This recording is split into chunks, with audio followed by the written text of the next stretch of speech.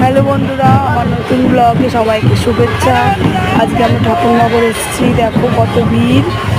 আর বেরিয়েছি বিকালে 5টার সময়, কিন্তু এখানে পৌঁছাতে অনেক লেট হয়ে গেছে, যেহেতু অনেক ভিড়। আমরা মিনিমাম 4 থেকে 5 ঘন্টা হেঁটেছি।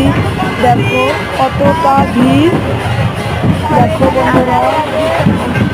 এখন একটু কম আছে, কেন কি আমরা অনেকটা ভেতরে এখন একটু ভিড়টা কম আছে, কেন কি আমরা মেন রাস্তা থেকে ভেতরে চলে এসেছি।